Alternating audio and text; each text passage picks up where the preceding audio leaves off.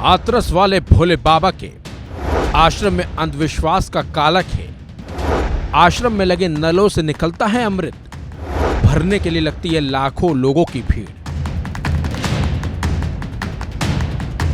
हाथरस में चल रहे सत्संग में मची भगदड़ से 120 से ज्यादा लोगों की जान चली गई। लोगों की जान जाने के बाद प्रशासन एक्शन में भी आ गया और अब भोले बाबा की काली करतूतों का खुलासा भी होने लगा। बाबा को लेकर खुलासा ये भी हुआ है कि बाबा के कमरे में सिर्फ लड़कियों की एंट्री हुआ करती थी और जिस भोले बाबा को सुनने के लिए श्रद्धालु घटनास्थल पर पहुंचे थे, उस बाबा का आश्रम कासगंज जिले के पटियाली तहसील क्षेत्र के बहादुर नगर गांव में बना हुआ है। इस आश्रम में बाबा के दर्शन के लिए लाखों लोगों की भीड़ लगती है। इस बाबा का आश्रम करीब 30 बीघे में बना हुआ है। स्थिति ऐसी कि जिले में दूसरा कोई ऐसा आश्रम नहीं है।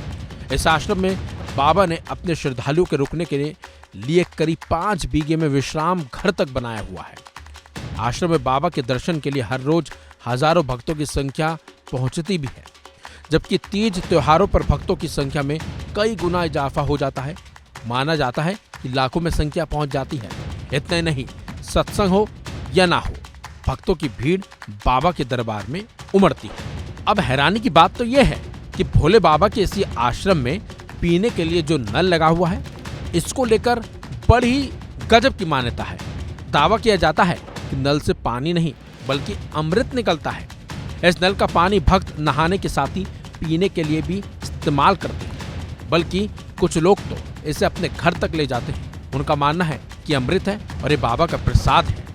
इस नल को लेकर यह भी मान्यता है कि काफी समय से चली आ रही है, जिससे देखने के लिए लोग ना पहुंचते हैं बल्कि दूर दूर से लोग इस नल के यानी पानी को यानी कि ये कहें कि अमृत को लेने के लिए आते भी हैं। इतना ही नहीं, भक्त बस और ट्रेनों की मदद से यहाँ पहुंचते हैं। कासगंज के पटियाली स्टेशन और बहादुर नगर मार्ग पर हर मंगलवार को काफी भीड़ भी देखने को दरअसल मिल जाती है, क्योंकि बाबा का आशीर्वाद जो लेने लोग यहाँ पहुंचते हैं। वहीं यहाँ के लोगों की माने तो अनुयायी आश्रम आते हैं और चले जाते हैं, जिसकी वजह से इस इलाके में लोगों की भीड़ भी लगी रहती है। जानकारी के मुताबिक पहले हर मंगलवार को बाबा इस आश्रम में अपना सत्संग करता था, जिसमें काफी भक्त भी आते थे। लेकिन कई सालों से यहाँ पर सत्संग बाबा ने बंद कर दिया है।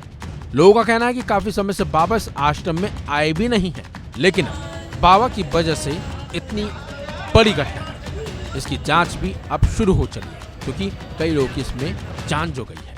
और माना यह भी जा रहा है कि बाबा के खिलाफ और आयोजकों के खिलाफ भी सख्त कार्रवाई होने वाली है। यहाँ तक कि इस पूरी घटना पर सीएम योगी आदित्यनाथ भी खुद नजर बनाए हुए हैं, क्योंकि 120 से ज्यादा लोगों की जान गई है। इसमें बच्चे भी शामिल हैं और महिलाएं भी, और बाबा छिपा बैठा है।